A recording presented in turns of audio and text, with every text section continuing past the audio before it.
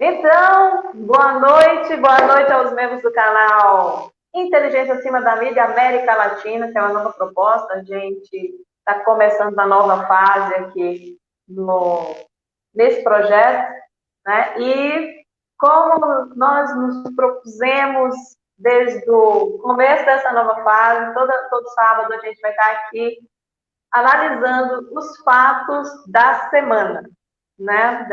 É muita coisa para comentar e a gente separa os principais fatos e eu tenho convidado sempre. Nós, eu sempre acabo arrastando a Manu, para tudo que eu estou fazendo eu arrasto a Manu, né? Que é uma das queridas que eu conheço, inteligentíssimas, as posições dela sempre são muito legais. E o Adriano, que vai atrasar um pouco, porque ele falou que está numa reunião, mas assim que ele chegar, ele entra no papo. Como é que você está, Manu? Boa noite, amiga. Boa noite. Ai, a Maria ligou a luz, a Maria sempre me salvando, né? Cadê a Maria? A Maria! Maria tá aqui, ó. A Maria tá Oi, aí. Oi, tô aqui. Maria! Maria, Vamos para socorro! Maria. Obrigada, Maria. Ai, Dá uma olhada no teu chat private, tá? No private, no chat que está aí no celular, e que eu coloquei os tópicos que eu separei para a gente comentar, tá? nossa, Elaine, eu não consigo ver nada aqui nesse chat privado. Eu não sei onde ele fica. Não tem problema, amiga. A gente vai. Eu vou te falando das notícias dessa semana, tá? Então, boa noite a todos, né? Já temos o pessoal chegando. Boa noite. A semana, como sempre, muito corrida. O Brasil sempre muito complicado, não está sendo diferente. Desde 2019, a coisa não está sendo fácil, né? Quando a gente acha que a gente já viu de tudo, o governo ajuda a nos surpreender, né? Uma coisa ninguém pode dizer do Bolsonaro, e ele não nos surpreende todos os dias, né? Infelizmente, essas surpresas não são nunca boas, são sempre notícias ruins, são sempre notícias de agressão, de ataque às pessoas, ao STF, ao Congresso, à democracia. É uma confusão, né, amiga Manu? Poxa, se é uma confusão, né? Ontem a gente estava com a doutora Ivete e ela comentando que nós estamos vivendo numa política de choque mesmo, porque a gente mal tem tempo para respirar e já é um atropelado de absurdos, né, Elaine? Porque, infelizmente, esse cara está achando que ele está na casa dele, tudo em prol da família dele, e não tem a menor condição de governar. Nós estamos caminhando para uma situação de caos absoluto, né? Porque ele não, o país está sem governo, né? Sem Tá nenhum, perdidaço.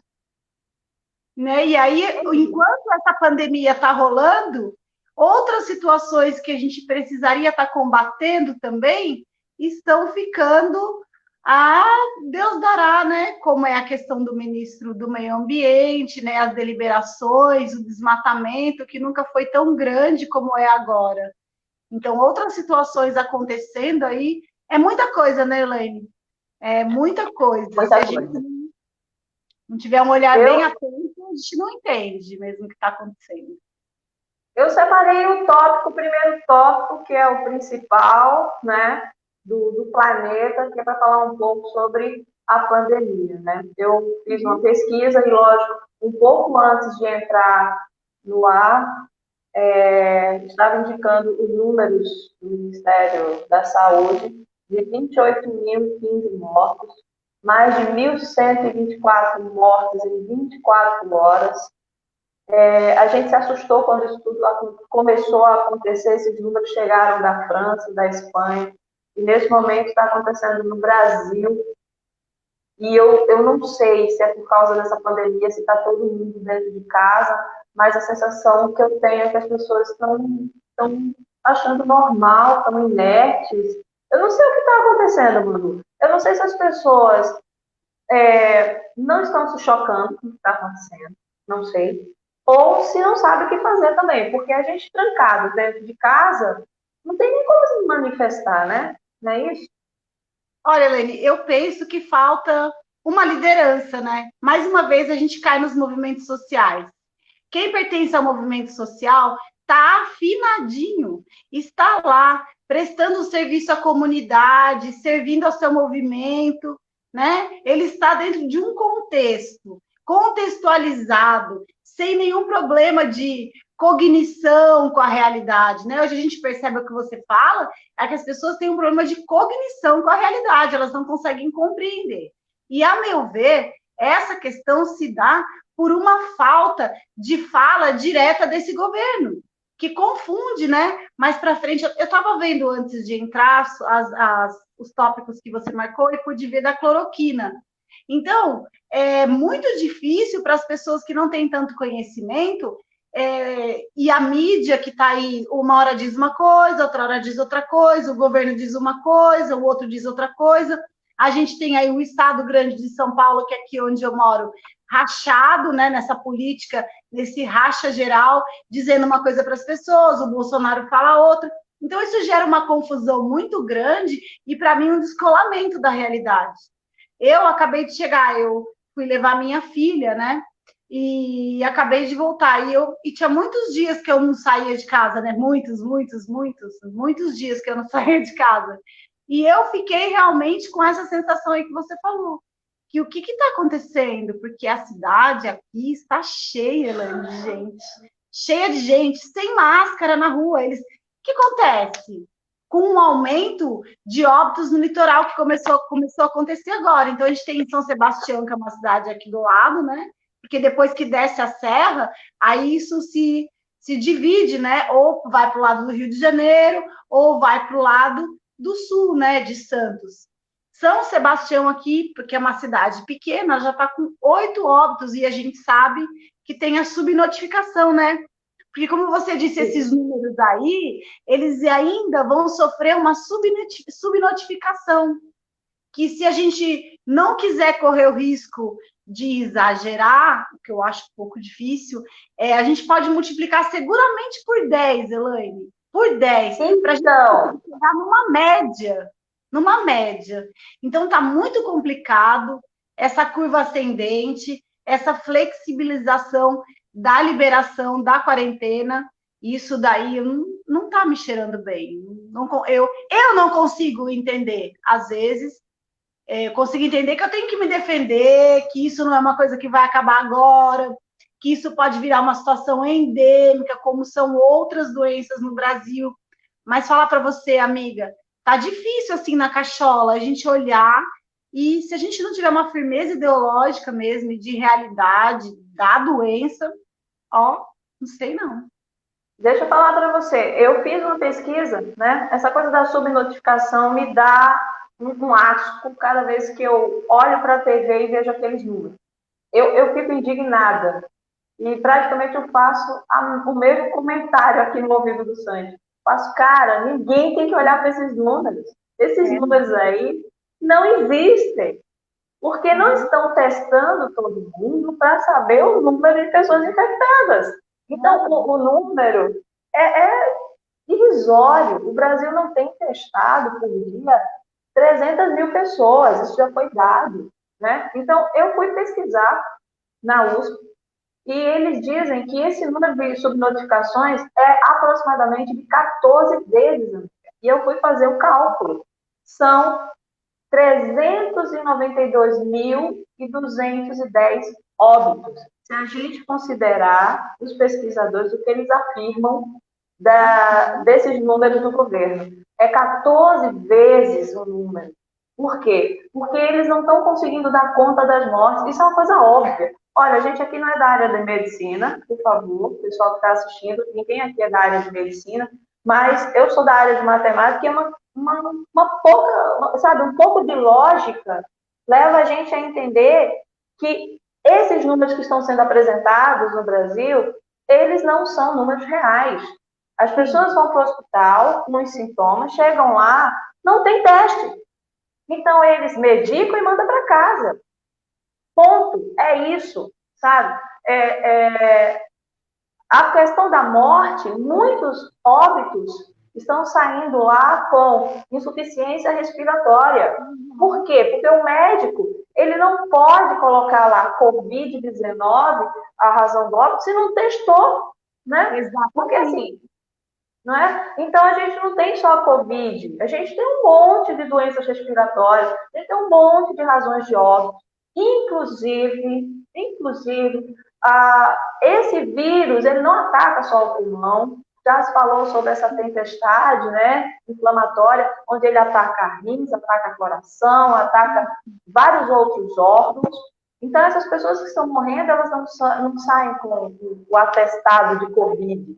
Então, quer dizer, esse número de 28 mil, essa coisa de mil e poucos, né, 1.122, se eu não me engano, mortos em 24 horas, é um número irrisório. Infelizmente, o Brasil não está sabendo lidar com a Covid, não está sabendo da gravidade. O nosso povo nunca se deparou numa situação dessa. Eu sempre digo assim, o Brasil nunca passou por uma guerra, né? O Brasil nunca passou por uma guerra, como aconteceu já na Europa, na Rússia, onde as pessoas já passaram por situações muito graves e elas sabem lidar nesses momentos. O brasileiro não sabe. O brasileiro nunca passou numa situação de ter que ficar dentro de casa, quarentena, então ele não está levando a sério. E para terminar de complicar, a gente tem um governo maluco, doido, psicopata, eu não sei o nome mais que dá para esse Bolsonaro. Infelizmente, eu não posso falar aqui as palavras que me vêm na cabeça por uma questão de respeito às pessoas. Né? Então, para não falar palavrões, como normalmente o nosso presidente fala, eu chamo de louco, mas eu sei que não são loucos, tá? Já vai aparecer o pessoal dizendo assim, Bolsonaro não é louco, eu sei que não é, mas é porque e eu acho que nem poderia chamar ele de louco, né? Já é uma ofensa que não é ofensa. Enfim, aí... Oi, pode falar, amiga. Tem uma outra questão da subnotificação ainda, que ninguém fala muito, mas é a questão dos crimes, né? Dos crimes, por exemplo, cometidos pela polícia. Tem alguns que são noticiados, mas tem outros que a gente não fica sabendo. Então, crimes de tortura, o próprio crime, né? Os fatos. Quando você tem uma subnotificação nessa situação que esses corpos somem, desaparecem, com eles também desaparecem a história, né? O direito, quanto o direito será lesado nesse momento? Né? Então, tem ainda atrás disso, Elaine, vem dar uma carga muito maior de prejuízo para a nossa sociedade nesse momento. A subnotificação não deixa a população estar de frente com a realidade, por exemplo. Não deixa. Como é que você pode? Você ouvir que na Espanha, que bom, na Espanha nós tivemos hoje um óbito. Parabéns, na Espanha nós tivemos um óbito. Quando é que a gente vai conseguir chegar a essa fase aqui? Você mesmo disse, sem teste, tudo é uma grande mentira. E daí eu falo para você, essa farsa, porque a quarentena é a única coisa que eles podem dar para a gente, Elaine. É a única coisa que a gente pode se agarrar. Mas a gente também sabe que a quarentena não é a realidade da maior parte da população. Não é. É a realidade de um público, de uma parcela da população privilegiada, né? Que pode ficar na quarentena. Então, nós estamos vivendo várias situações dentro de uma só. Eu gostaria que, se você tivesse a oportunidade de convidar a doutora Ivete mais vezes, para a gente fazer abrir de outras maneiras, porque ela vem com esse... A fala dela é uma senhora maravilhosa e a fala dela é muito acertada, né? A gente precisa falar mais da população. Mulher, eu gostei muito. As pessoas precisam realmente saber da realidade que elas não sabem. Elas não sabem. Pois é, minha amiga. E assim, uma das notícias que saiu essa semana é que os procuradores pedem a suspensão de protocolo recomendado para o uso de cloroquina, né? Que é o remédio indicado pelo nosso presidente, e agora ele é médico também, ele indica medicamentos. Então, ele já mandou o Exército produzir a rodo, o Exército está produzindo aí a cloroquina, e saiu o protocolo que nenhum dos dois ministros quiseram assinar. Deixa eu fazer um parênteses aqui, não era porque os ministros eram pessoas legais, né? Viva Mandetta, viva Taixe, não, não. Mandetta é um safado, que foi um dos que votaram pelo impeachment da Dilma, foi um dos que queriam o fechamento do SUS, defendia o fechamento do SUS, o fim do SUS, mas ele, pelo menos aí, não aceitou a pressão do Bolsonaro para liberar a cloroquina. Taixe veio depois e também, mesmo sob pressão, não liberou a cloroquina. Mas por quê? Porque eles sabem, como médicos, a grande repercussão que isso iria causar na sua carreira como médico. Eles iriam ser questionados, né? Porque a cloroquina é um medicamento não aprovado e com um monte de contraindicações. Um medicamento que não é comprovado a sua eficácia para a cloroquina. Porém, o nosso presidente, que não é médico, na verdade, ele não é nada, é um ser humano desprezível, que não é nada na vida. Desculpa, Manu. Eu tô com muita raiva desse homem. É isso aí. Me bota um militar interino. Ai, que ódio, cara. Um cara que não entende de saúde, não entende nada de ministério, cara. Bota lá um interino militar que autoriza aí que os médicos recomendem o uso da cloroquina. Ainda bem, eu não sei se ainda bem, mas enfim, eles colocaram que para o paciente usar a cloroquina, eles teriam que assinar um termo de autorização, e que nesse termo está escrito todas as contraindicações, blá, blá, blá, blá. Mas só o fato de você estar num leito, vamos pensar, galera, você está num leito, você está doente, com risco de morrer, alguém te oferece um medicamento, você vai lá pensar nas contraindicações? Você vai lá pensar? Se estão te oferecendo medicamento, é porque é uma chance. Lógico que as pessoas vão assinar. Lógico que a família vai assinar.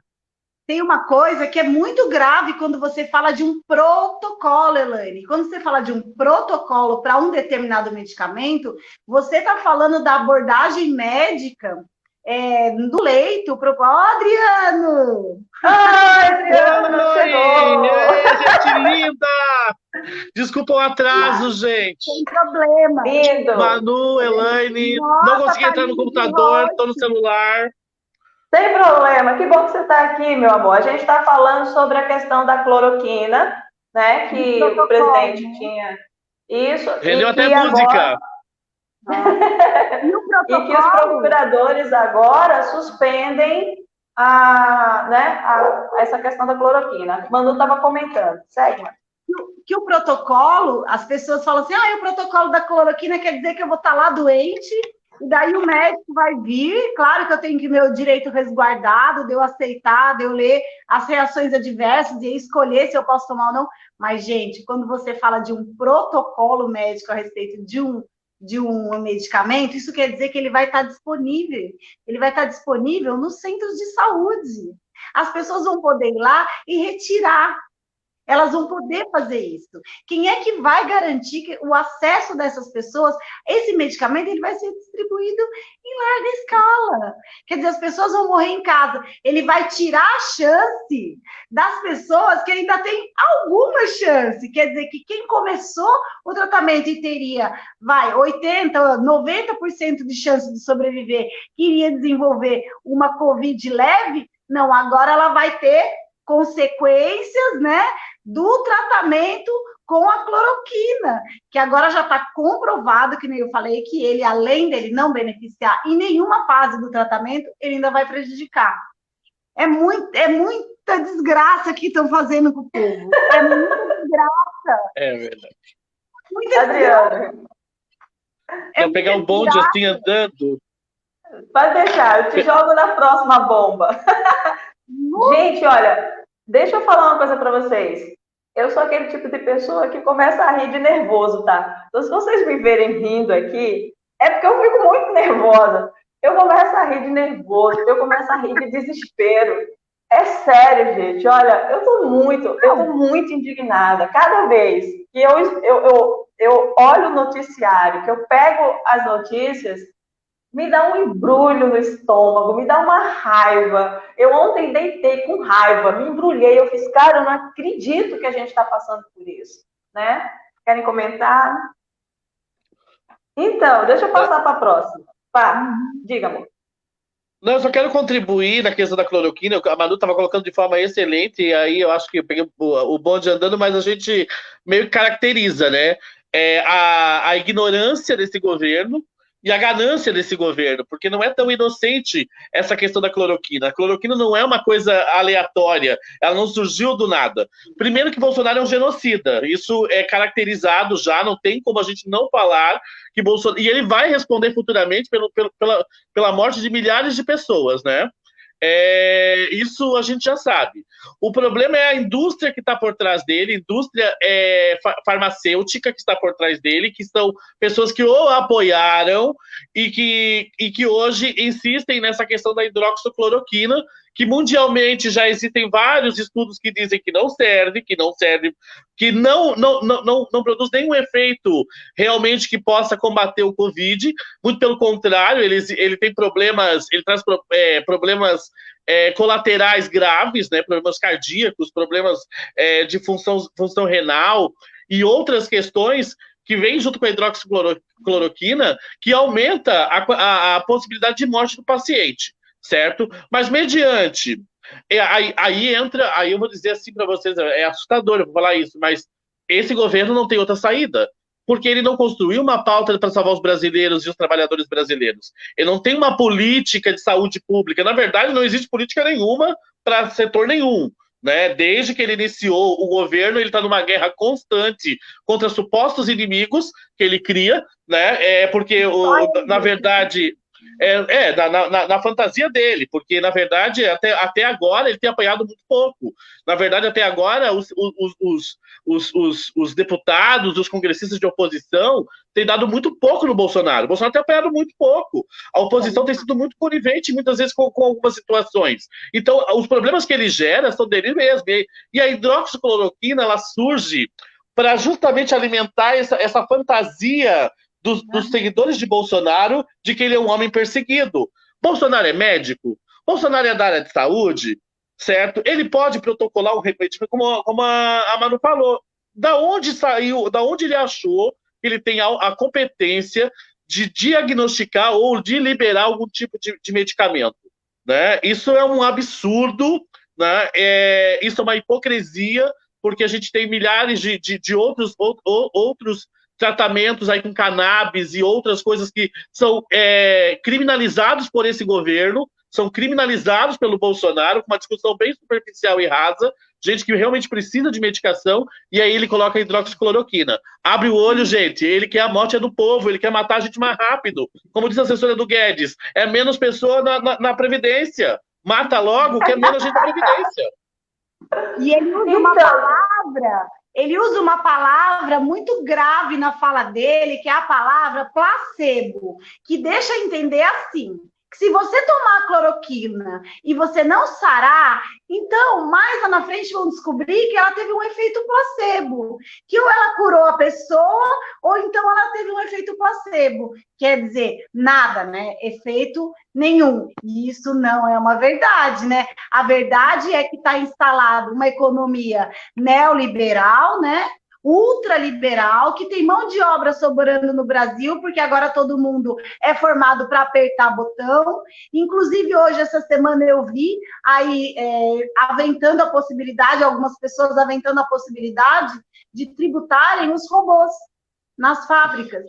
Porque se os robôs substituem boa parte dos funcionários, então eles têm que sofrer uma tributação em função desses funcionários que foram substituídos, desses trabalhadores, né? Todos temos que ganhar com a automatização, e não só os donos dos meios de produção. Tá? E eu queria dizer isso também. Obrigada.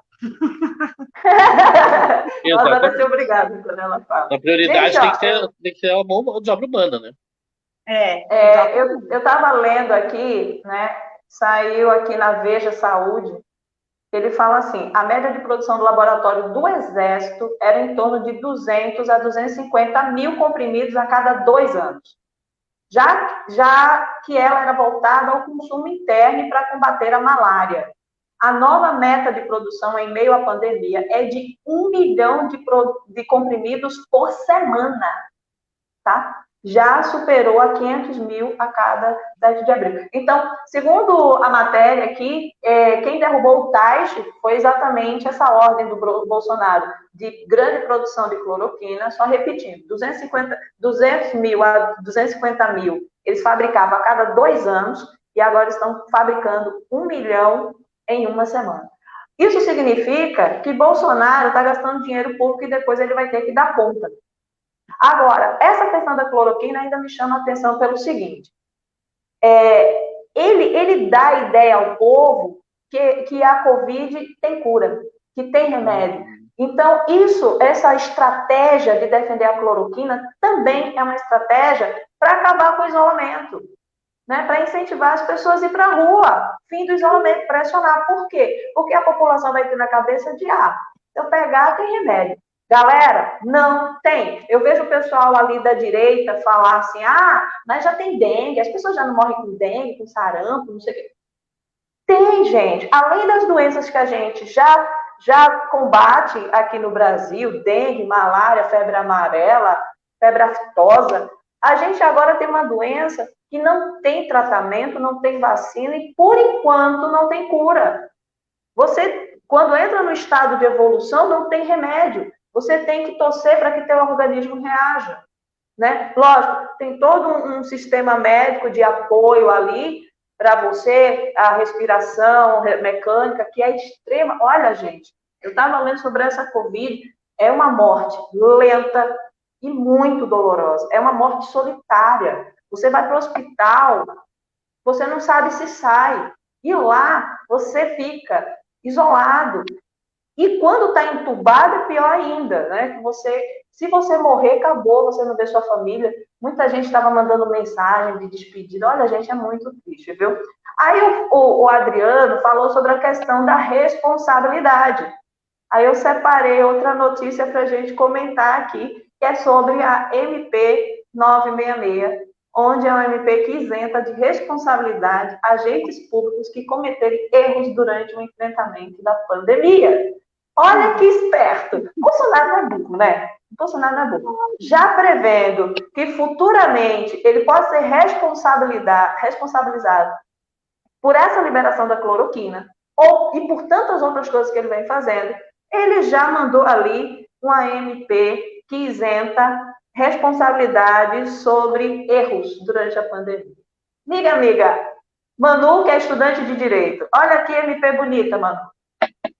Olha, gente, eu não sou formada ainda e nem muito evoluí aí para frente dos semestres, mas me parece um negócio meio absurdo.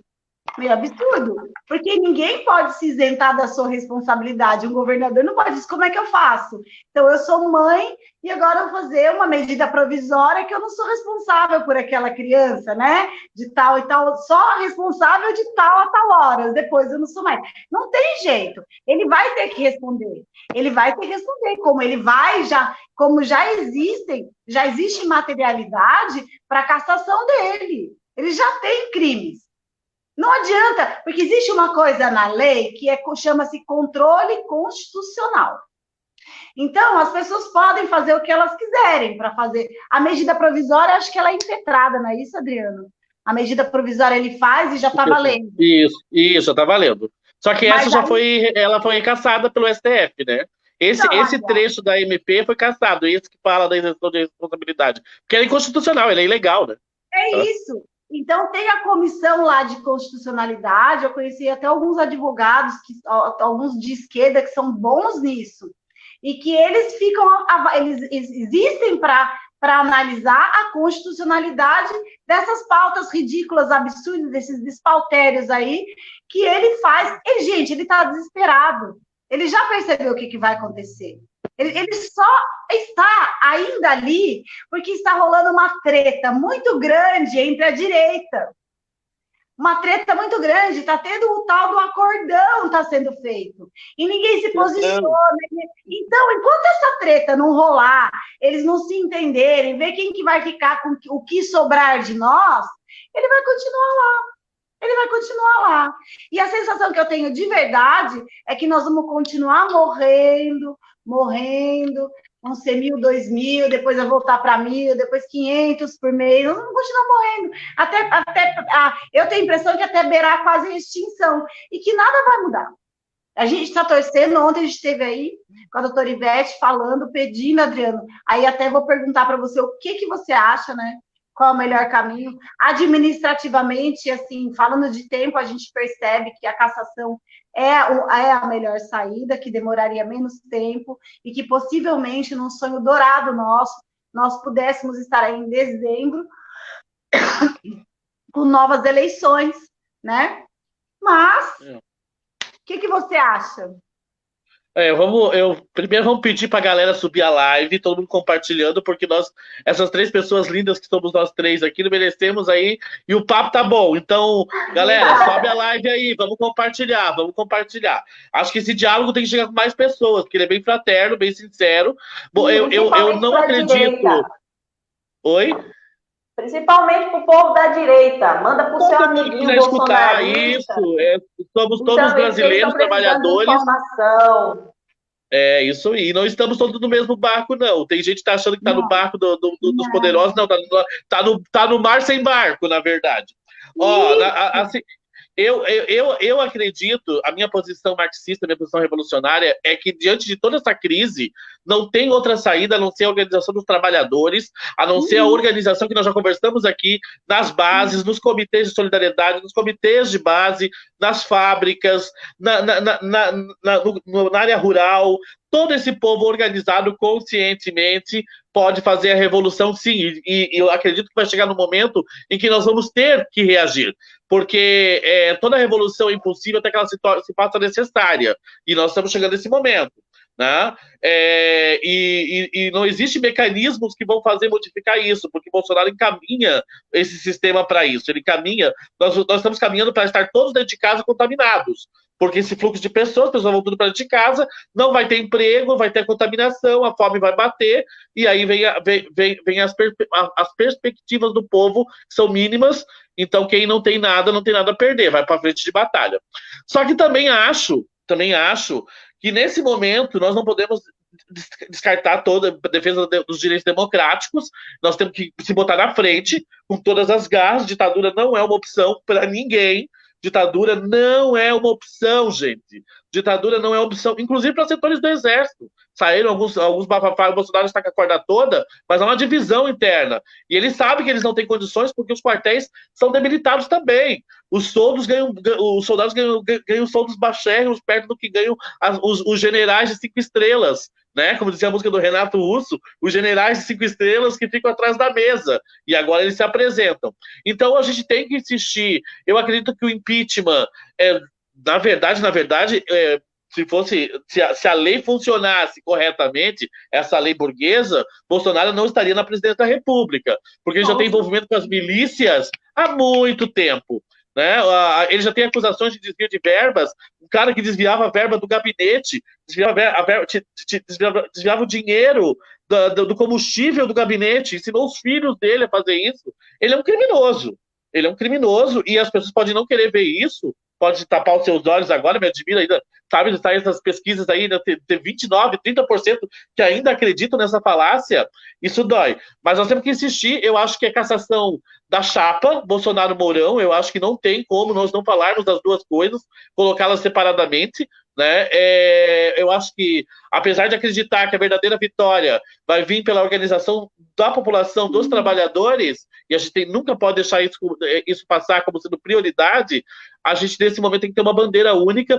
Os partidos de oposição e 400 movimentos de esquerda assinaram essa semana o pedido de impeachment, protocolaram o pedido de impeachment do Bolsonaro, certo? Mas é importante a gente pedir a cassação da chapa, porque na verdade todo esse processo ele se torna falho porque ele foi baseado em fake news, ele foi baseado em construções de mentirosas, difamações, certo? Então, as eleições burguesas, que já são um retrato da podridão que é esse sistema, essa última foi absurdamente, escandalosamente cheia de mentiras, né? Falácias contadas um sobre o outro, e isso é muito complicado. mas a gente tem que defender. Eu acho que a pauta agora é impeachment, cassação da chapa, não impeachment do Bolsonaro. Cassação da chapa, Bolsonaro-Mourão, certo? Mas eu ainda acho, e não fico feliz com isso, porque eu sei que o nosso povo vai sofrer mais ainda, só que eu ainda acho que a gente vai ter muito problema pela frente ainda, né? Semana passada, a gente fez, nosso comitê de solidariedade fez levou uma ajuda solidária de classe para uma aldeia indígena, né? Moram 28 famílias nessa aldeia, uma aldeia grande, e eles não tinham alimento algum, eles não tinham nada, estavam zerados, assim, então, porque foram cortados recursos, certo? Não tem recurso para o povo pobre não tem recurso, mas para encher os bancos tem. Então, a crise, a minha avó dizia uma coisa, né, que o ser humano com fome tem cara de herege, ele acredita em qualquer coisa. A hora que bater a fome de verdade, a gente tem milhões de pessoas que morrem de fome todos os dias, então a gente não pode falar de como se fosse uma novidade. Mas vindo agora com a pandemia, a fome é uma necessidade emergente, né? Emergente. E ela pode mudar a consciência da classe, sim. Infelizmente, é esse o processo doloroso, que não é o que a gente não quer, acho que a gente tem que avançar na consciência, mas vai ter que acontecer. E é para a nossa vida, né, gente? Ou a gente tira o Bolsonaro, a gente vai morrer tudo, o cara quer a nossa morte. Com certeza. Não, e tem o que vai ficar da gente para o pós, né? Que tem toda a questão econômica, tem toda a questão do mercado internacional. O que vai ser da gente diante do mundo? Que a gente já não é mais nada, né? A gente nós estamos virando como é que chama? Os párias mesmo. Né? A gente ninguém, não tem a Argentina, Paraguai, ninguém mais quer nada com a gente. Então, que tipo de pessoa? E por isso que ontem eu falei, olha, eu vou dizer uma coisa. Eu penso que nessas novas eleições, eu não sei, Adriano, o que você pensa. Eu vou dizer o seguinte: o Lula, para mim, hoje, ele teria o meu voto. Porque ele tem, a meu ver, um poder de abarcar de falar com o povo que poucos têm. Poucos têm. Gosto, não gosto, tenho as minhas críticas, mas uma coisa que não se nega é que ele é um grande estadista.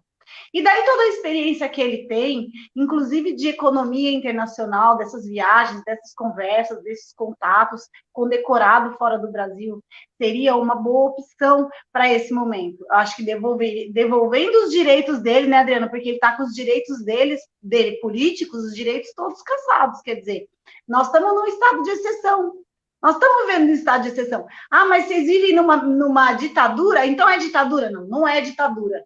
Mas é democracia com os militares no poder? Não, chama estado de exceção. Estado de exceção. Então, a meu ver, seria uma grande vitória. Porque eu estou com você, sabe, Adriana? Eu acredito nos movimentos populares. Mas que nome que a gente teria hoje capaz de, com uma fala, abarcar, chamar... Porque consciência, Adriano... Como que a gente vai plantar consciência no povo agora? A gente faz nosso trabalho de formiguinha. Salvo várias almas todo dia. Perco, né? Perco não, invisto um super tempo. Converso, falo a pessoa, se tiver dúvida, me chama, vamos conversar. Eu tenho um livro, eu te passo um texto, você me passa um texto. O importante é a gente trocar ideia. Mas você sabe, Adriano, que consciência de classe é uma coisa que não vai ser de hoje para amanhã. E aí eu fico pensando na fome. O que você acha eu gostaria mesmo de dividir essa conversa, porque eu sei que você é do PSTU, né, Dri? E aí eu me identifiquei muito com a sua fala. Por exemplo, a doutora Ivete ontem, ela defende a democracia. Eu não sou uma pessoa legalista. Eu não sou. Eu sou a favor de ocupar e resistir. Quem me conhece sabe disso. Eu penso que o que é direito do povo, eu não vou ficar pedindo para ninguém para fazer as coisas, não. Eu caio para dentro, vou ocupar e vou resistir. E eu estudo para calçar isso daí. Estudo para calçar. Mas, como você bem disse, a gente tem que prezar a democracia porque foram muitos anos fora dela. Como é que você veria, por exemplo, uma candidatura do Lula em dezembro, Adriano? Como é que você vê isso? Ao contrário, agora eu vou ser enxovalhado aí. Ao contrário, Manu, eu não votaria no Lula, tá? Eu não daria meu voto pro Lula. Eu tenho desacordo no sentido. Oi, posso falar? É que eu tô com Pode. os dois aqui. Eu tenho desacordo, eu entendo que nos governos do PT, nos governos de Frente Popular, e algumas pautas foram progressistas, porém elas não encaminharam e eles tiveram 14 anos de possibilidade para fazer mudanças estruturais e que não fizeram. E, na verdade, negociaram em momentos importantes com esse centrão, esse mesmo centrão que hoje está aliando ao Bolsonaro, sabe? E foram nos governos do Lula, no governo da Dilma. Então, eu acho que a esquerda brasileira, os trabalhadores, não vou falar esquerda, eu vou falar os trabalhadores, que eu acho que é mais bonito.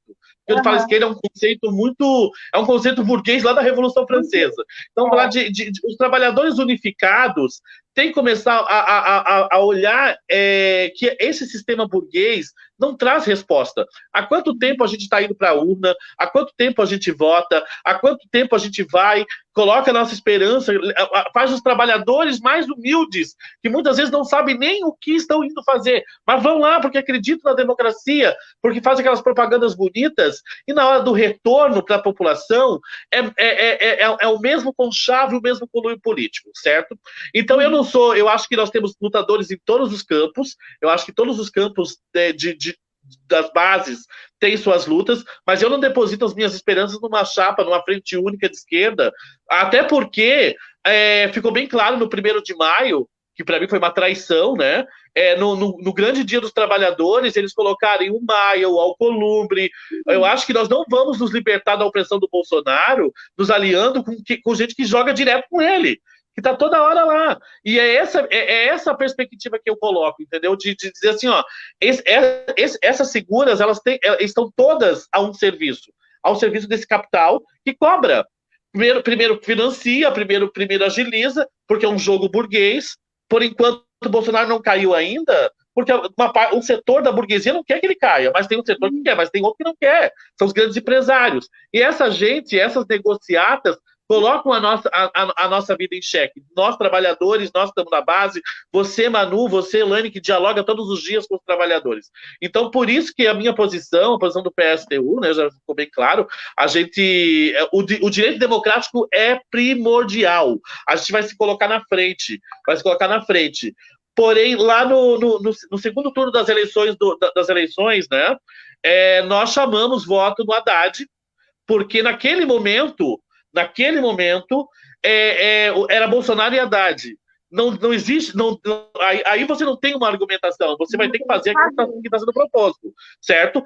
Porém, a gente não pode continuar colocando as esperanças da população em eleições que não se resolvem nunca, em conchavos políticos, em acordos. A mesma Polícia Federal que está batendo hoje na casa dos infelizes lá no Rio de Janeiro, já vem de outras operações e com manipulações, tem várias manipulações no meio, porque está tudo corrompido, desde o STF, Congresso Nacional, é tudo uma corrupção, tudo uma cacaiada só, que na hora que eles precisam unificar para atacar os trabalhadores, eles não pesam. Eles se juntam mesmo, eles atacam. Então é por isso que eu não confio. A gente participa das eleições, uma forma de disputar esse processo, porém, jogar os trabalhadores nessa questão novamente, eu vou falar a situação das LGBTs, por exemplo, vou falar do nosso grupo, né? Que é tão perseguido, eu sou LGBT, as LGBTs são visivelmente exploradas, estão nos piores postos de trabalho, e as poucas vitórias que a gente tem nesse sistema estão vindo agora com migalhas do STF. Certo? E olha quantos anos a gente teve para mudar isso. E se você. Aí é o jogo do Bolsonaro que ele está fazendo, que a gente acha absurdo, mas ele não está mentindo, ele está fazendo aquilo que ele prometeu para o público dele. E era o que deveria ter sido feito, rompido com essa burguesia nojenta, podre. Aí, se o povo vai estar a favor ou não, é um embate, certo? Mas eu acho que não aconteceu isso. Muito pelo contrário, a gente teve uma manutenção do sistema, aí houve pleno emprego, o sistema capitalista estava aquecido. Então, esses avanços a gente não pode negar. O Bolsa Família, minha grande briga, eu acho que tem que ampliar, eu acho que não tem que ficar só nisso. É um programa importante de distribuição de renda que a direita critica sem ter nem noção de que muitas vezes aquele dinheirinho é o único alimento que aquelas crianças têm naquele dia. Aquela família tem para comprar um tênis para ir para a escola, que é dignidade. Né? Até isso a gente escuta criticar e usa o Bolsa Família para comprar tênis. Tá, não precisa de tênis? Vai andar de pé no chão? Mas isso é a ignorância da burguesia. Mas esses são pequenas migalhas que não libertam a classe trabalhadora, que não botam os trabalhadores realmente na função de governar o país. Porque quem entende mais de plantação do que o próprio agricultor que está lá plantando todos os dias? Quem entende mais daquilo ali de uma fábrica do que o trabalhador? Mais do que o patrão. O trabalhador que produz é que entende o que é o processo de produção e o lucro que gera aquilo ali. Ele só não recebe o lucro, mas ele sabe que alguém tirou o lucro daquilo ali. Né? É esse diálogo que a gente tem que fomentar. Então, respeito às opiniões, mas eu não vejo essa, da forma que eles estão, que é colocada, essa frente como solução, essa frente única, né? Eu acho que pode acontecer, mas ela tem que acontecer nos marcos da classe trabalhadora, abolindo ou tirando qualquer resquício de coligação com o PSDB, com o DEM, certo? Não adianta eu vir para a classe e falar uma coisa e depois chegar lá para os bambambam e falar outra. Eu acho que é isso que acontece. Isso é uma traição muito grande para o trabalhador, muito grande. Talvez essa desconfiança de uma boa parte da população, não significa que o Bolsonaro está eleito por isso, porque eu acho que são outros fatores, mas uma boa parte tem essa desconfiança porque tiveram esse processo de traição durante alguns anos, e eu acho que o reconhecimento disso é importante. No segundo turno das eleições, o Haddad chegou a iniciar uma autocrítica, mas eu acho que tem que aprofundar e falar a verdade para a classe. Eu acho que se falar a verdade para a classe vai ter um retorno muito maior, muito maior. Eu vou fazer agora a minha fala, né? Muita gente, tanto que faz parte aqui no canal, gente, ó, vocês podem comentar, viu? A gente só não aceita nenhum tipo de agressão, mas a gente adora a discussão de ideias. Então, eu gosto muito do posicionamento do Adriano, da Manu, do Arthur, que não pôde vir hoje, mas é muito legal essa diferença, essa discussão de ideias, né? Então, assim, a minha posição, primeiro, sobre essa questão do Lula. Muita gente acha que eu sou petista, porque muita gente sabe da história da minha luta ali na frente da vigília, né? Quando ele foi preso e passou 580 dias lá. Adriana, sai um pouquinho. Mas muita gente acha que eu sou petista. Não, eu não sou petista, não sou filiada a nenhum partido, e eu não pretendo me filiar a nenhum partido, porque eu gosto dessa minha liberdade de falar o que eu quero falar, né? E às vezes eu acho que os petistas, me perdoem os petistas, mas às vezes eu acho que tem essa dificuldade de fazer essa autoavaliação, como a Adriano falou. Às vezes você chega para comentar algum erro cometido por Lula, por Dilma, o pessoal quer me matar. Eu me lembro uma live que eu fiz aqui e eu comentei que Lula não é um ídolo, né? Que as pessoas não têm que considerar Lula um ídolo. Lula é um político importante, fundamental para a democracia brasileira, ponto, mas não é ídolo. Cara, o pessoal só faltou me matar. Então, esse exagero por todas as partes é que a gente tem que pensar. Então, eu passei na frente da Polícia Federal, convivo com muita gente do PT, mas eu não sou petista, porém, eu não tenho essa crítica que o Adriano tem em relação ao governo do PT. Por quê? Porque eu penso assim, independente da pessoa que seja eleita para a presidência da República, ele vai adquirir um sistema para gerir. E ele não vai conseguir gerir esse sistema da forma que ele quer. O Brasil não é presidencialista. Quem governa o Brasil é o Congresso.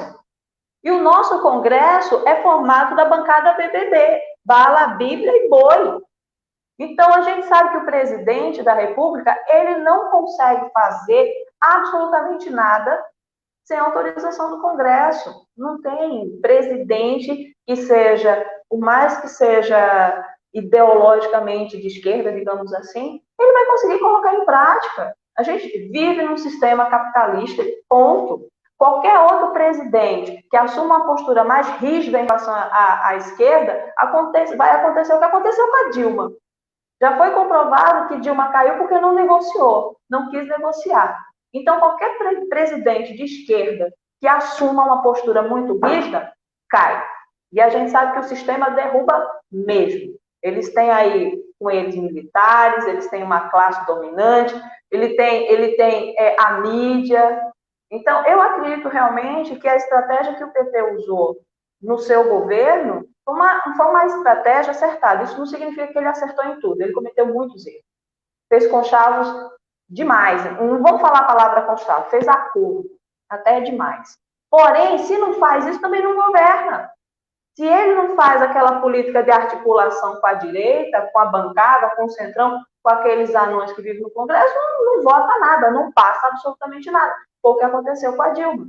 Os dois anos que a Dilma governou foi com bloqueio total do Congresso. Eduardo Cunha não botava nenhum projeto do governo em votação.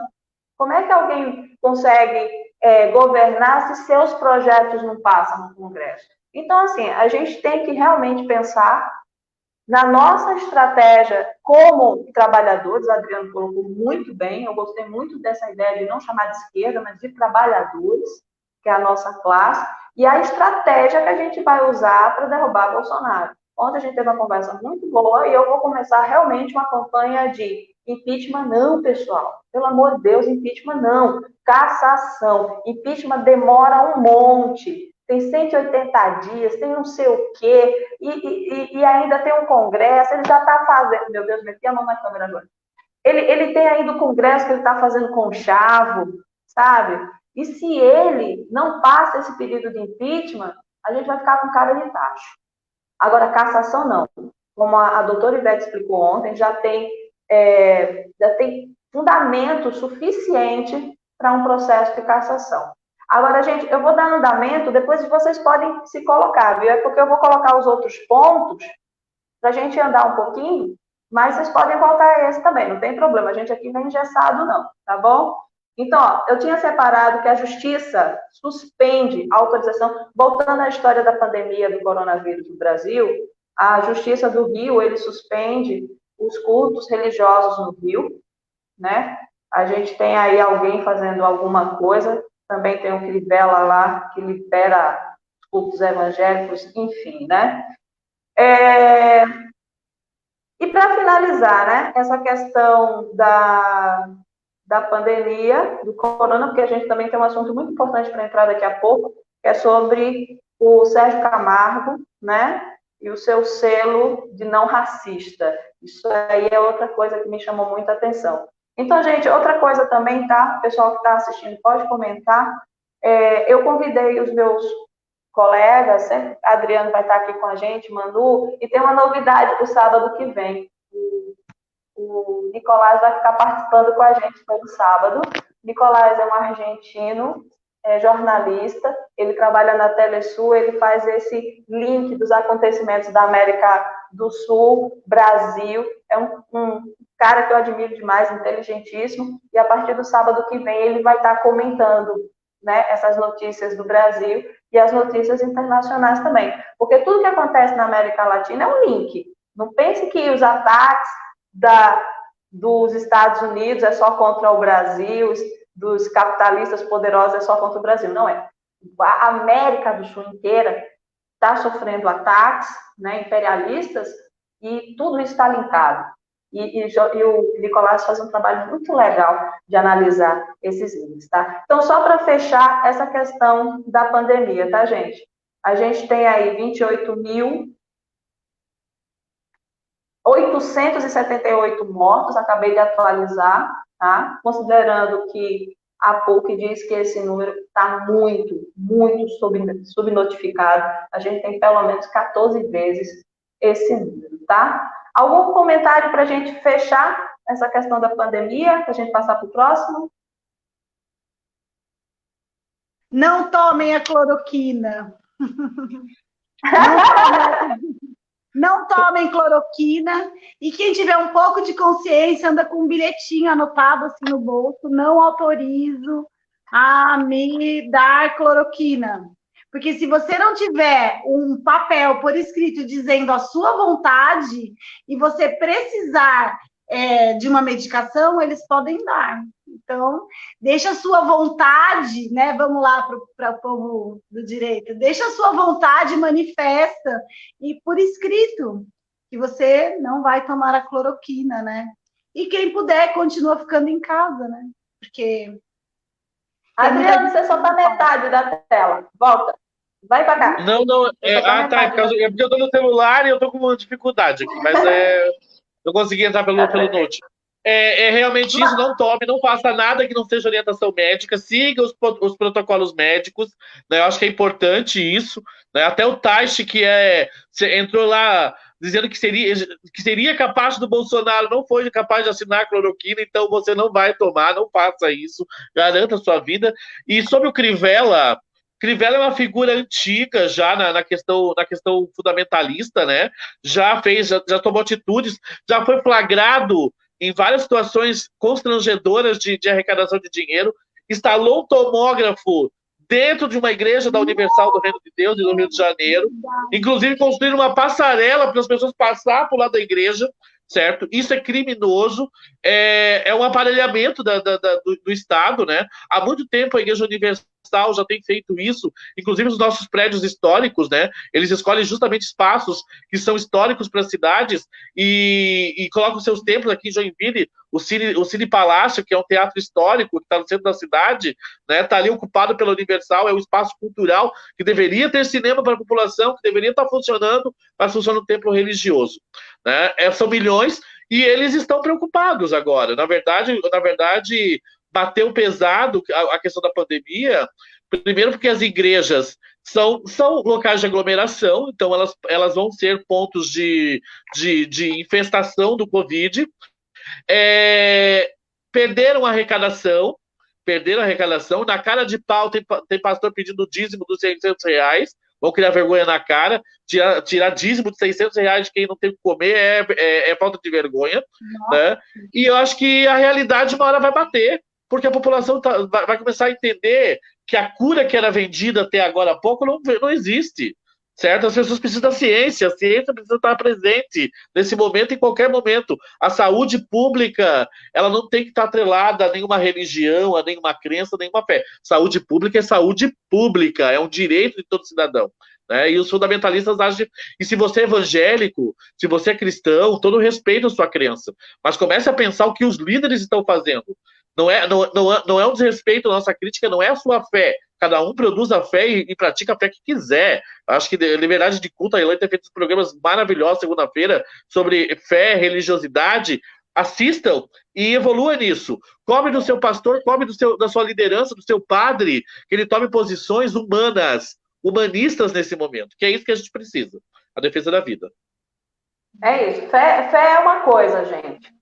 Manipulação é outra, né? Você tem que acreditar na tua fé, no teu Deus, nas tuas entidades, mas sempre muito conscientes, né? Sempre muito consciente do que seus pastores estão falando, do que as pessoas estão falando, porque infelizmente a religião e a política sempre se misturaram, né? Desde que mundo é mundo. Então, a gente tem que ter dados para poder avaliar até onde o teu pastor, o teu, né, sei lá, padre, ele está sendo religioso ou ele está se envolvendo em política. Política, gente, como o Adriano falou, a saúde pública, a educação pública, tudo que é público é laico. Não se pode forçar que as pessoas sigam essa linha religiosa de raciocínio, né? Eu vou colocar um tema aqui agora, que também chamou muita atenção, que foi da Fundação Palmares, que lançou agora, no dia 28, 29, se não me engano, explodiu esse debate no dia 30, aliás, ontem, 29, que a Fundação Palmares lança selo para quem for injustamente acusado de racismo em entidades reais. Ele lançou um selo que ele vai entregar para todas as pessoas que forem vítimas de acusações racistas, né, que é o selo Palmares de não racismo. Olha que coisa bonita, né? Agora sim, eu olho para aquele Sérgio Camargo, as declarações que ele faz, ele colocou lá um texto, né, falando de zumbi, e zumbi, eu vou ler o texto aqui para vocês, ele fala assim: zumbi foi morto, sua cabeça foi decepada, salgada e levada para Recife, tendo sido exposta publicamente para servir de exemplo a outros negros que ousassem fugir. Depois disso, Zumbi foi castrado e teve o pênis enfiado dentro da boca. Uma forma antiga de humilhar os homossexuais. Mas disso, o movimento negro faz silêncio sepulcral, pois é conveniente que o mito etnocultural do libertador dos negros seja viril. Palavra que, como lembra Olavo de Carvalho no artigo Causas Sagradas, vem do latim e significa a mesma coisa de virtude varão. Gente, o texto todo é absurdo, o texto todo. Primeiro, ele quer desmistificar o símbolo do zumbi, né? Diz que não é luta, nada. Inclusive, ele chama de comunista, que isso foi um mito criado pelos comunistas, e ele tenta ele tenta jogar palavras e situações como se fosse algo agressivo. Então, por exemplo, ele fala que zumbi foi homossexual como uma forma de agressão, né?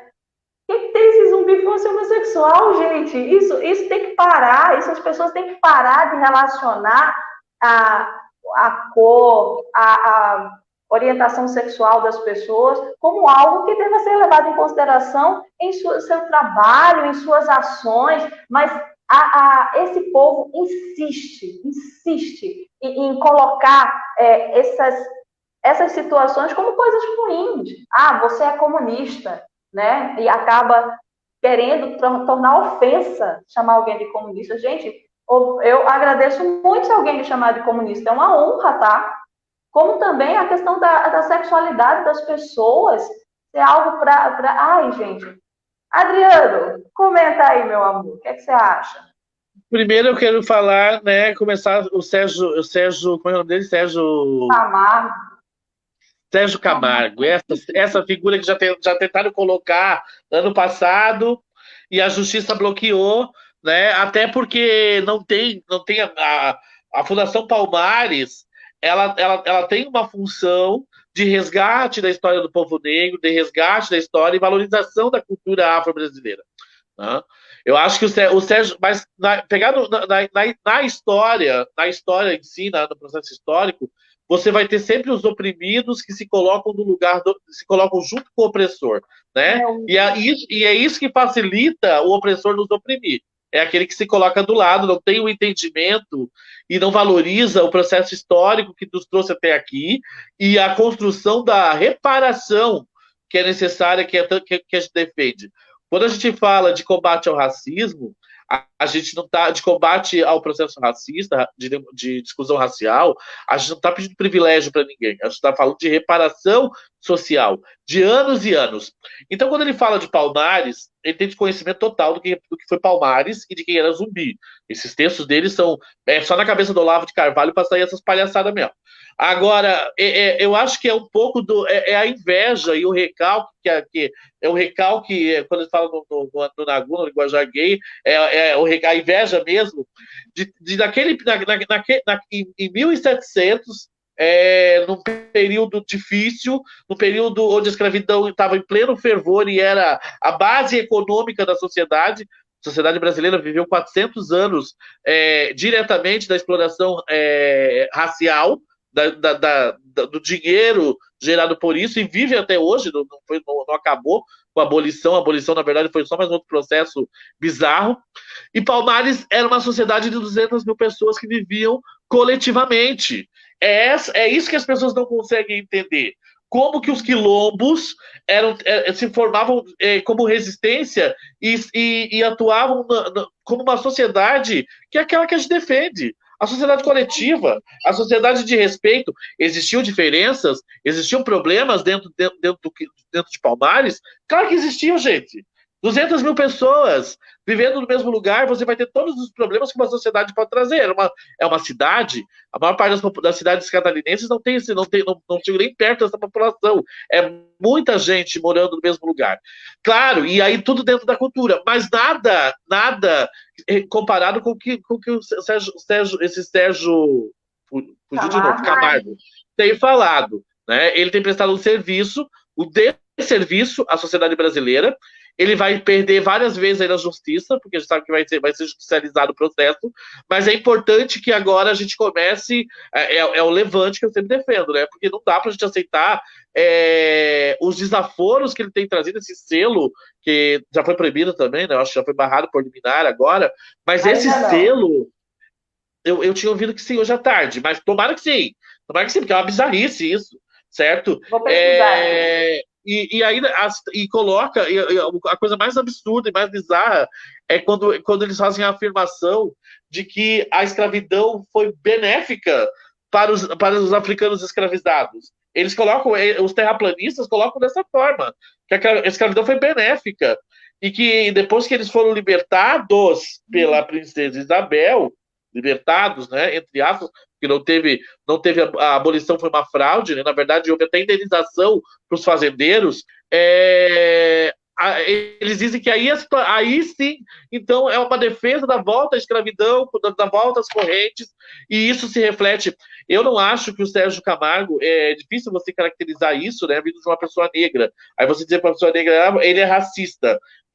Para mim, o Sérgio Camargo é racista. Ele é racista. Só que existem pessoas que se colocam do lado do opressor e reproduzem esse tipo de. Assim como nós temos LGBTs que defendem Bolsonaro. Defendem Bolsonaro, ignoram toda uma sociedade, ignoram toda uma luta de anos pela nossa libertação e ficam do lado do opressor.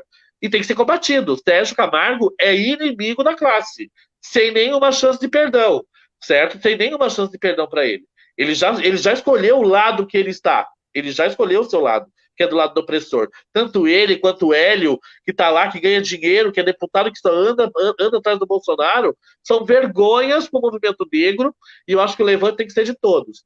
No momento tão difícil que a gente está vivendo, com a morte do Joseph lá do George nos Estados Unidos, que não morreu só ele, morreu todos, morreu uma parte de nós, gente.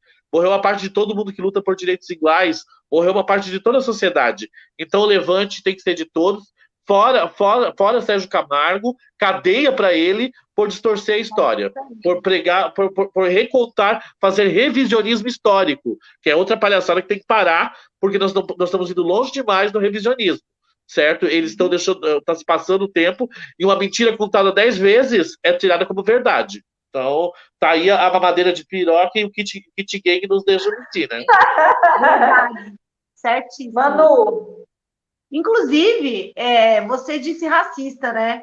Eu aqui fiquei ouvindo e, a meu ver, ele faz uma apologia, porque você criar um selo para uma pessoa que está sendo acusada de um crime, então você está apoiando ela, aquele crime, você está fazendo apologia, e isso é um crime, né?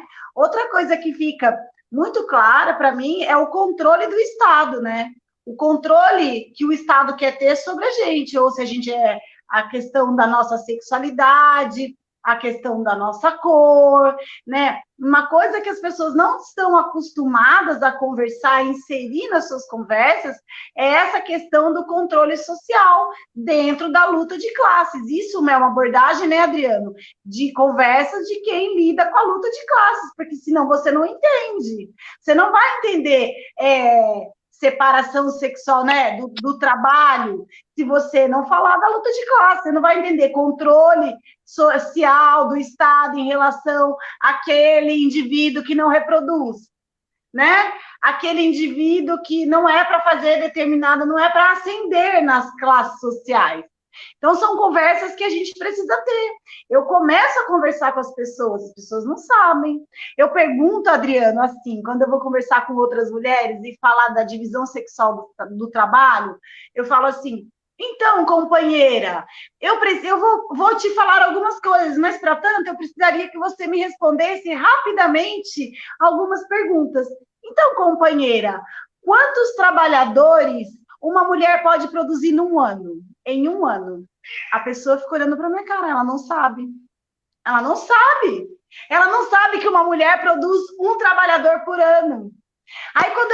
Quando eu pergunto, e os homens, companheira? Agora eu já te disse, hein? Lembra, a mulher produz um por ano. Quantos trabalhadores o homem produz por ano, companheira?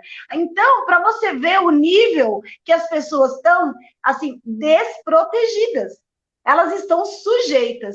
E aí vem uma coisa muito grave daqui para frente, que é a guerra tecnológica. Outro dia, quando eles estavam falando da fake news, eu fiquei assustada, porque eu vi que eles criam a fake news com o rosto de uma pessoa que existe. Então, eles pegam lá a foto de uma pessoa que existe e colocam. Mas depois, eles mudam alguns traços da fisionomia e você não pode mais dizer que é a mesma pessoa. Então, se você for falar materialmente da questão para levar para o âmbito jurídico, então não há mais causa de pedir, porque não é a mesma pessoa. E aí, todos esses algoritmos criando situações que são confortáveis para a gente. A pessoa não consegue mais hoje quase discernir o que é real do que não é real. Mas a luta de classes é real. E essa conversa tem que ser levada neste sentido. Neste sentido, as pessoas têm que começar a entender que nós somos pobres, trabalhadores e pobres. Trabalhadores e pobres. Tem muita gente que ainda pensa que é rica. É outra coisa a questão que você falou, Elaine, da gente começar a conversar no âmbito de América Latina, né? Porque olha só, gente, olha para mim.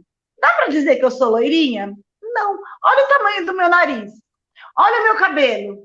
Mas dá para falar que eu sou preta? Não, eu não sou tão idiota assim, não vou passar essa vergonha. O que é que está na minha cara que eu sou, que eu não posso negar? Latino-americana. É essa identidade latina que a gente tem que começar a desenvolver. Então, é outra coisa também, que eu estou bem de saco cheio dessas briguinhas setoriais que são esvaziamento da luta de classes. Porque uma coisa é a gente combater o racismo mesmo, no recorte. Mas como o Adriano falou, a gente tem que ir para cima na luta de classe. Começar a trazer as pessoas para a realidade e que esses viés não obedecer o recorte. Os recortes, eles devem ser obedecidos e respeitados. Jamais vou tomar espaço de fala de uma companheira minha em determinada situação. Jamais. Inclusive, nesse crime contra esse preto nos Estados Unidos, né? Isso daí eu vi muito bem as brancas dizendo cordão de isolamento e para proteger as pretas, as negras, né? Eu falo pretos, pobres e periféricos. Já fui questionada, eu fico meio zamba, não sei muito o que eu falo, então é isso, né? Então, você vê, o branco fazendo o papel dele em função daquele que não tem esse benefício, que não tem esse privilégio. Né? Então, eu procuro hoje, Adriano, Elaine, puxar toda a conversa para a luta de classes, me desvencilhar dessas questões e levar isso mesmo para a luta de classes, porque o que eles querem é um esvaziamento. Essa conversa de, vou fazer o selo, olha o copo branco, o leite, que coisa ridícula, os caras estavam nos Estados Unidos em 2017 com isso daí, nós estamos em 2020, numa era tecnológica que o tempo passa muito rápido. É muita perda de tempo. Então, também tem muita, fora a realidade nua, crua, brutal, né? Eu acho que nem Nelson Rodrigues dava conta dessa situação. Mas a gente precisa mesmo se ater àquilo. Adriano, fala, Adriano. Não, pode falar, pode. Só para depois, só para complementar o que tu falou ali. É só a respeito do todo o processo mesmo, né? Tu colocou, eu chamo de preta. Chamo de preto. Porque a gente constrói, eu não vou ficar aqui porque também não me sinto preparado nesse momento para fazer o debate, mas também poderiam fazer, por quê? Porque quando a gente. Não é porque eu não sofro alguma determinada opressão que eu não vou me levantar contra ela. Eu acho que a gente não pode ser omisso, né? Não. A omissão também é racismo, a omissão também é LGBTfobia. Porém, o processo é o que ele falou, é o espaço, né? Tem um momento e um espaço que é de determinado setor e ele vai ter que ter prioridade. Eu estou numa luta LGBT, eu tenho prioridade para falar. Só que eu quero que os meus companheiros falem também. Eu quero que os meus companheiros se manifestem também. E junto com isso, essa dificuldade de falar negro, preto, ele está baseado na diminuição e na criminalização de tudo que vem do negro, de tudo que vem do preto. Né? Ah, então é ruim. Ah, então não pode. Começa na escola. Né? Eu fui procurar aqui, já até tirei, a lei 10.628, se eu não me engano, que é a lei que obriga infelizmente, a gente precisa de uma lei para obrigar a trabalhar a cultura afro nas escolas. Porque a escola não é atraente para o aluno negro, porque ele não se vê nos conteúdos. Ele não se vê na entrada, ele não se vê no meio, ele não se vê lá no final da escola. Os livros não têm crianças negras.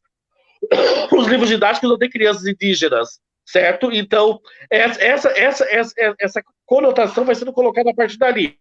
Da escola, quando você levanta esse tema lá no conselho de classe do começo do ano, torcem o bico, saem da sala dos professores, não é um assunto importante, não querem falar disso, ou só querem falar no dia 20 de novembro, porque a lei me obriga, certo? Então, nós nunca vamos superar o racismo, primeiro enquanto a gente não derrubar essa sociedade estruturalmente racista, que é a base do sistema capitalista, é o racismo, o machismo, a homofobia, a xenofobia, a gordofobia, né, que é o preconceito com pessoas gordas. Quando a gente não combater a estrutura capitalista, a gente não vai superar. Mas nesse momento, pelo menos amenizar e combater, a gente tem que fazer, porque senão na revolução nós não vamos conseguir ter ninguém. Porque quem vai fazer a revolução são as mulheres, os negros, os LGBTs, os indígenas, os trabalhadores do campo, porque é gente que não tem nada a perder. Eu não tenho mais nada a perder nessa minha vida. Eu já nasci, desde que a gente assume a nossa identidade, desde que você assume a sua identidade de mulher, de negro, LGBT, você vira inimigo do sistema capitalista. E isso é imprescindível. Então, esses caras aí, eles são nossos inimigos. Eles são inimigos da classe trabalhadora. Eles estão lá para servir Bolsonaro e toda essa corja dominante aí do país. Eu acho que essa estratégia de ofender, né, quem você é, abaixa a tua autoestima, ao mesmo tempo te impede para ir para a luta. Você não se sente forte o suficiente. Né? Então a mídia faz questão de mostrar que os pobres são pobres porque não trabalharam o suficiente, não estudaram o suficiente. Então o pobre ele tem dificuldade de se reconhecer como pobre. Ele fala, eu sou classe média, né? Eu tenho uma amiga, não, ninguém quer. Eu tenho uma conhecida, né, que tem um carro maravilhoso, troca todo ano. Não sou eu. Do ano. Maravilhoso. Tem uma casa lindíssima que construiu, mas uma casa linda, belíssima. Mas, assim, se sente classe média alta. Só que ela não percebe que, na verdade, ela está devendo o carro, 30 anos para o banco, ela está devendo a casa, a vida, né? 30 anos para o banco. Então, são pessoas que estão devendo a vida para o sistema, estão devendo até a última prega que tem para o governo, para o banco, e ainda se acha classe média alta. Por favor, gente, tem um vídeo muito bom eu vou colocar aqui o link que ela faz pobre de direita, não seja essa pessoa. Do Paraguai. É tudo pobre louco. Pobre louco de direita. Pobre louco. Minha amiga me ensinou, é pobre louco. Pobre louco é assim, entendeu? Fica aquela coisa mal rebocada, assim, que não sabe, sem identidade. E essa pessoa que a gente precisa, que tenha uma tomada de consciência e que venha para a luta onde ela vai ser feliz. Então, é isso. Gente, se eu cair é porque acabou minha bateria, viu? Tá bom? Eu vou avisar aqui. Agora eu fico à vontade. Se eu desaparecer, é a bateria que acabou aqui. O pobre não se une contra o sistema porque ele não se reconhece pobre. Ele luta junto com o Bolsonaro que quer acabar com a escola pública, mas ele não percebe que o filho dele estuda na escola pública, que ele vai precisar da aposentadoria, que ele, para ir para o médico, ele vai no SUS, sabe? Mas por quê? Porque tem essa dificuldade de se enxergar. como pobre. A mesma coisa é a situação dos negros.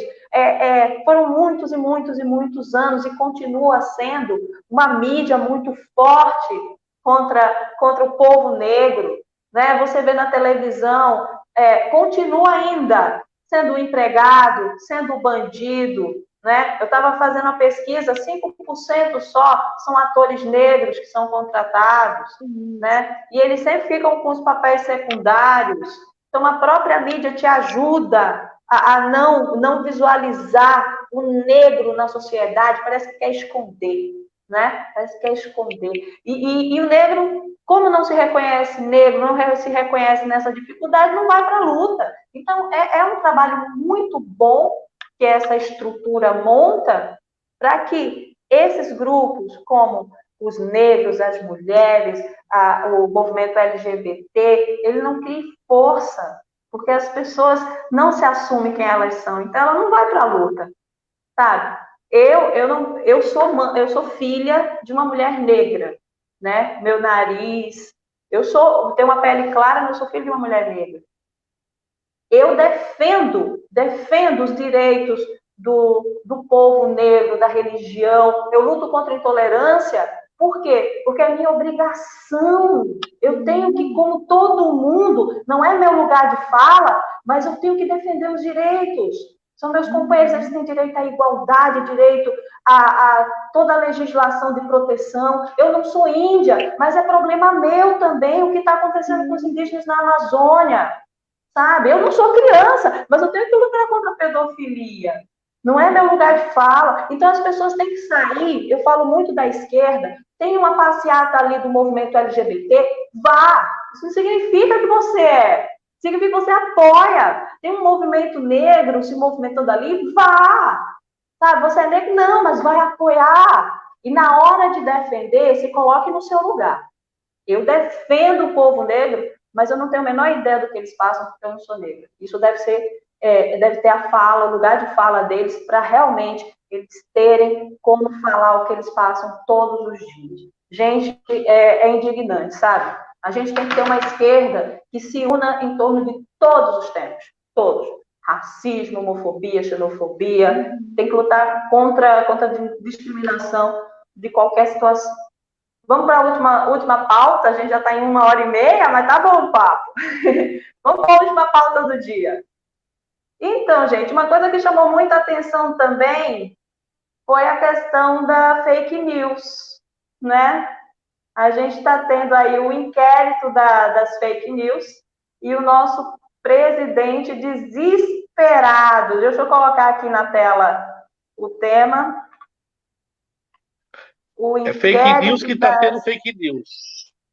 Inquérito das fake news, né? É fake que está tendo fake. E aí chamou empresário, blogueiro, a galera aí, bolsonarista, e o presidente está ali indignado, né? Quem quer comentar? Ele está desesperado, né? Agora a frigideira está esquentando mesmo para ele.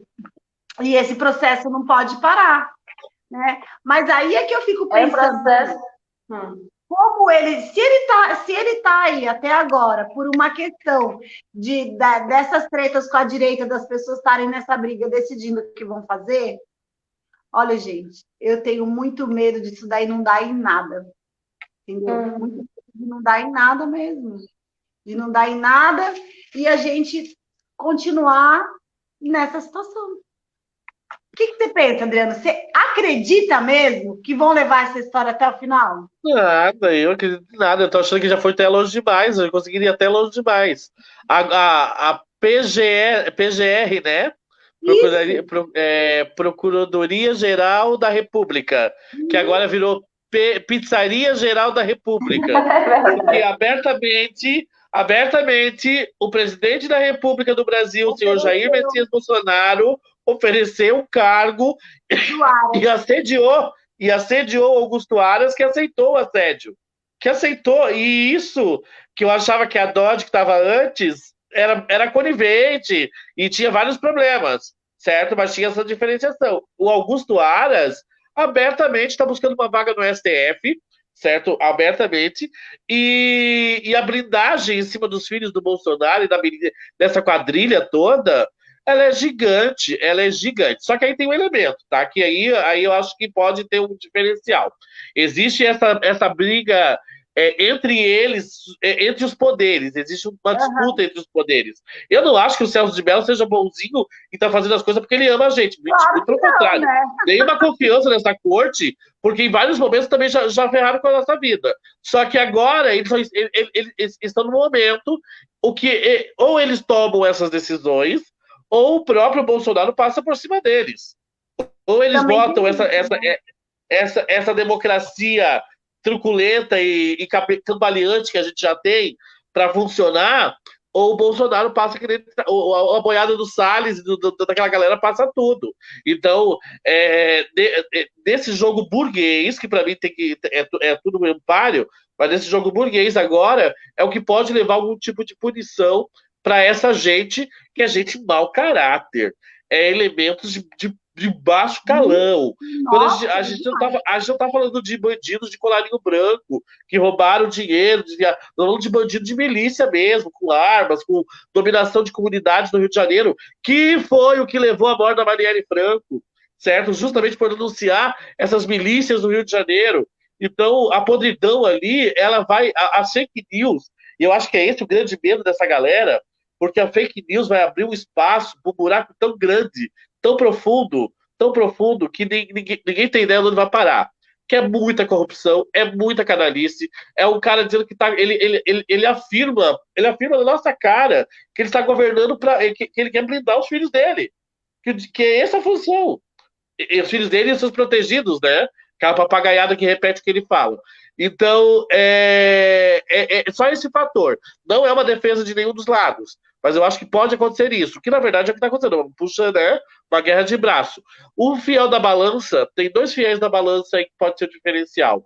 Primeiro, o próprio exército, certo? É a gente saber o que é essa estrutura, que é outro problema da nossa militância de esquerda, de atuação no campo da esquerda, é não conhecer o que está se passando nos quartéis, é não ter interesse por esse setor, porque a gente discrimina, porque a gente acha que não é a forma correta, não é a segurança que nós defendemos para o trabalhador, né? Então, aí a gente também não procura saber. Então, a gente tem que conhecer um pouco mais sobre esse setor, como ele é dirigido, como funciona, e também a questão, como a gente tinha colocado lá no começo, da sequência da pandemia, o que nós vamos viver.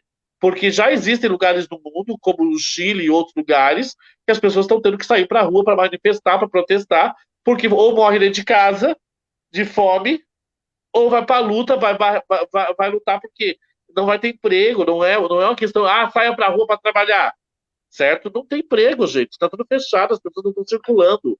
E independente da pandemia, de liberar ou não, a crise vai continuar. E essa crise aí é outro fiel da balança, que é aquele momento que a gente vai novamente botar 170 mil pessoas em Brasília, como a gente fez lá no Ocupa Brasília, e só não tomamos o Congresso Nacional aquele dia, só não tomamos o poder na mão dos trabalhadores, porque teve gente que arregou e disse para recuar. Mas 170 mil pessoas podiam ter passado por cima aquele dia, e talvez a história teria diferente hoje. Ai, gente, deixa eu falar a vergonha agora. Eu acredito nesse inquérito da fake news. Vergonha, mas eu acredito. Estou envergonhada. Mas veja só, não é que eu acredito. Tem direito. Ó, deixa eu dizer. Não é que eu acredite. Sabe aquela pontinha de esperança que fica te cutucando assim? Porque eu acho, esse inquérito é que vai dar embasamento para a cassação. Se a gente tiver essa galera, como ela se apresenta ali, de saco cheio de Bolsonaro, porque não é só hoje a esquerda, né, os trabalhadores que querem tirar Bolsonaro.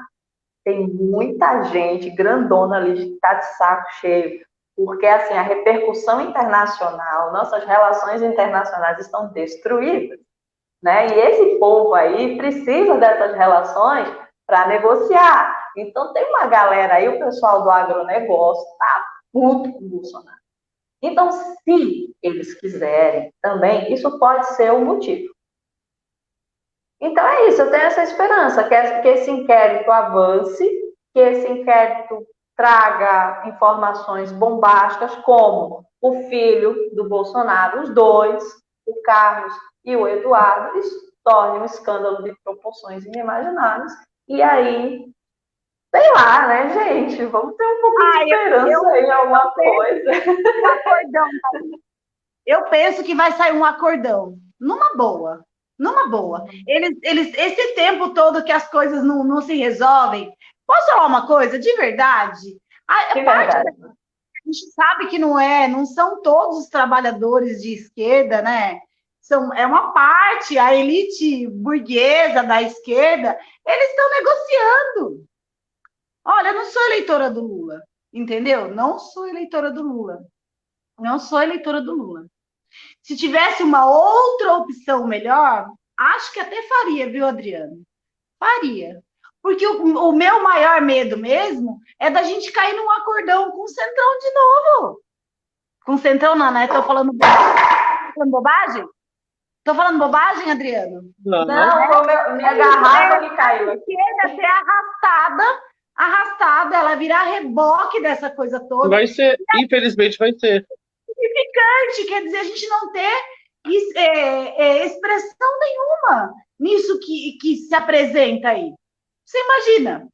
Então, para mim, isso é um grande de um teatro.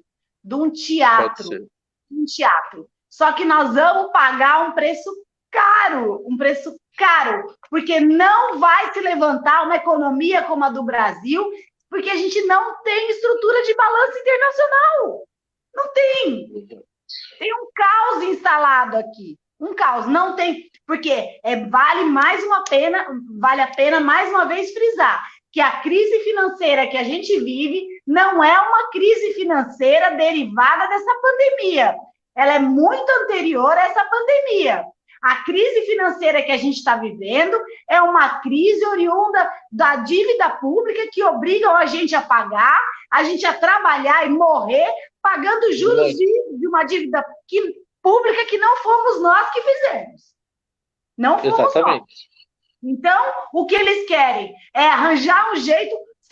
Vocês viram que ele não gastou nem 40%, para eu não falar 34%, né? Eu falo nem 40% do valor que ele deveria gastar nessa pandemia, ele não gastou.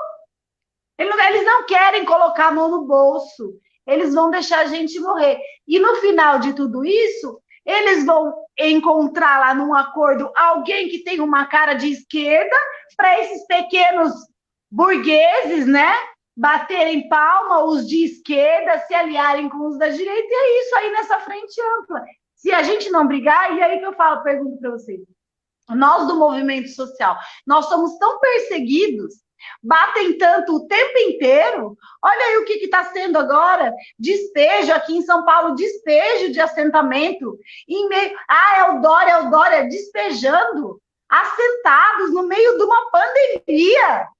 Que esse cara que pensa que ele é? Ele não é gente.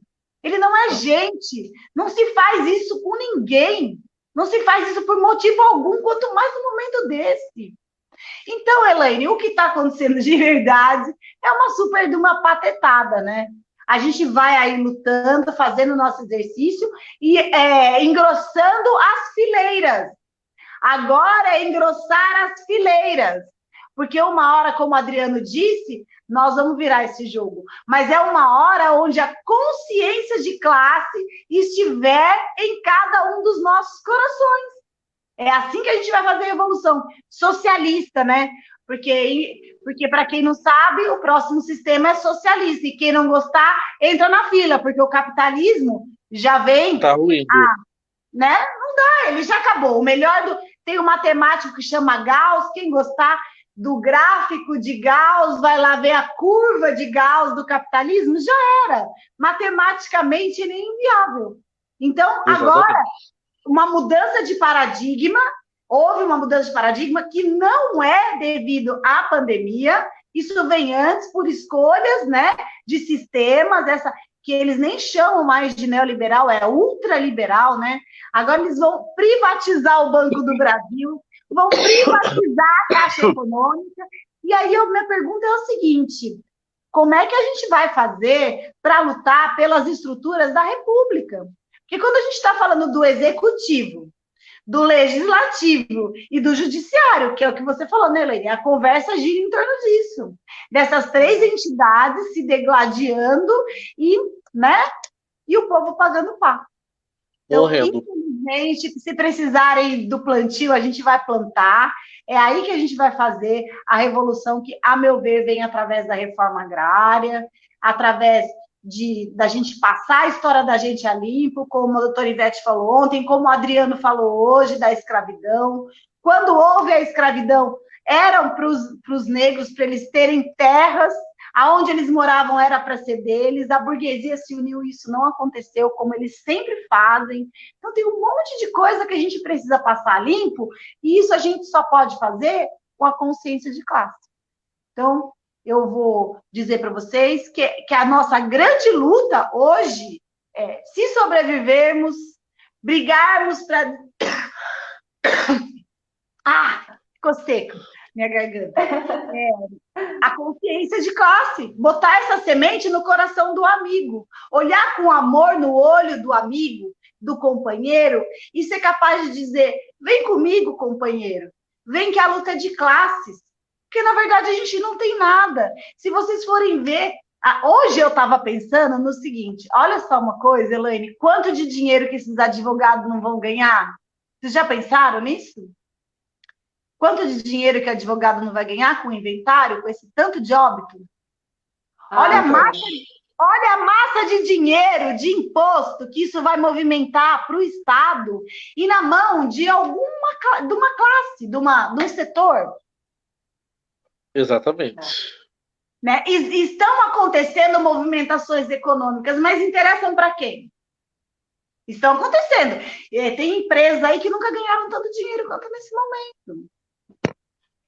Então, existem leituras aí, percepções que a gente precisa fazer. A gente precisa fazer leituras diferentes desse momento. Diferente. A das drogas é uma delas. A das drogas é uma delas. Entendeu? É isso mesmo que o Adriano falou, essa hipocrisia. Não deixa fumar maconha, plantar maconha, mas obriga você a tomar cloroquina. Absurdo. É absurdo, Senhor, tem piedade. Gente, não entra na minha cabeça. Não entra na minha passando cabeça. De 1h30. Vamos ter que encerrar, né? Infelizmente, né? Poxa, agora que a conversa ficou boa, de já verdade. tá ficando boa. Ó, sábado, eu já vou dizer para vocês. A missão é vocês trazerem os tópicos, né? Se vocês quiserem participar também, né? Porque eu já estou dizendo, ó, sábado vocês vêm, lógico. Já está o convite de novo. Aqui, né? E sábado que vem, aí vocês trazem os tópicos, porque assim, às vezes eu tenho uma visualização na área econômica e de repente você, Manu, tem uma visualização dos movimentos sociais, algumas notícias, né? Então, assim, vamos dar uma olhada na semana, os acontecimentos, e cada um traz aquilo que lhe chamou mais atenção, né, para a gente conversar aqui sábado. Então, eu vou passar para a Adriano fazer as considerações finais, depois Manu. Bom, quero agradecer a todos, né, que participaram, agradecer a Manu, Elaine, é um prazer, eu acho que esse papo maravilhoso, dizer para Manu que hoje eu estava atrasado, que eu me atrasei, estava numa reunião, e nessa reunião eu descobri 3 ruas depois da minha, um terreno baldio que os vizinhos se organizaram e agora tem uma horta comunitária. Eu fiquei emocionado. Eu lembrei de você. Eu disse, nossa. E assim, os moradores da rua Iracacá, que é amiga comum minha da Elaine, ela disse, ó, nós estamos montando uma horta ali no terreno que saiu ali, estava vazio, agora tem uma horta. Eu disse, quando quiser pegar as coisas, só lá ajudar a plantar também. E ela falou, tipo, bora lá, gostei da ideia. E para terminar minha participação, eu quero sugerir aqui um livro, tá? Que eu estou lendo, deixa eu dar dando para ver aí, gente. Combater o machismo para unir a classe, tá? Ele fala sobre o machismo dentro das estruturas, que nós tínhamos falado no outro programa, né? Então é um livro que eu já li, é de uma companheira do PSTU, Mariucha Fontana, e ela traz, e da editora Sanderman, tá? Acho que tem na internet também para baixar, eu acredito eu, tá? Procurem, quem não pode entrar em contato com os canais da Sanderman. Ele é um livro muito bom que fala sobre aquele processo que nós conversamos, Elaine, que ainda existe machismo dentro do movimento e que o machismo tem que ser combatido, porque não vai ter revolução sem mulheres, negros e LGBTs. Então, a gente tem que combater já. Então, fica a sugestão de leitura aí, ó, para todos. Combater o machismo para unir a classe. Beleza? É um livrinho muito fácil de ler. Muito bom. Boa semana a todos. Bom, gente, eu vou agradecer muito mais uma vez a oportunidade. Lembrando vocês que as publicações sobre plantio caseiro e urbano, elas cresceram 450% nesse último mês. Que isso seja um horizonte, né, de uma nova realidade. Eu prefiro mesmo assim que a gente concentre tópicos. Eu gosto mais de falar de como eu vejo o movimento social, como é que o meu coração sente disso, apesar de ter conhecimento e, se precisar, eu me colocar. É um prazer estar com vocês, onde eu posso ser espontânea. E vocês são coloridos e eu gosto muito que vocês são muito educados, e ser educado é estar à vontade e deixar o outro muito à vontade. Então, mais uma vez, muito obrigada pelo espaço de fala, que para a mulher é importante, que nós tenhamos todos um bom domingo, que com certeza será melhor do que o domingo de muita gente que está aí passando uma situação muito difícil, sem ter o que comer, né? Hoje nós recebemos... por incrível que pareça, na minha cidade os óbitos aumentaram, aqui teve até, eles trocaram corpos de famílias, foi uma loucura, trocaram caixões e depois tiveram que desenterrar caixão, e foi uma loucura na minha cidade essa semana. O litoral, ele está vivendo uma situação muito complicada, porque a gente é caminho. Então, é isso. Até semana que vem, um beijo grande. Então, só para... Eu sei que eu já terminei, só para contribuir falando da tua cidade, né? Só para lembrar quem é de Joinville, talvez tenha alguém de Joinville na live, né? Que o nosso prefeito aqui é o Udo Deller, que é do PMDB, é um prefeito biônico que nunca existiu, na verdade, né? Nunca fez nada pela população. Ele defendeu essa semana a imunidade de rebanho. Então, é jogar os trabalhadores para a morte. E no momento que nós só aumentamos a pandemia. Então, os políticos estão vindo com força. Essa semana vai ser de muita luta e resistência para nossas vidas, né?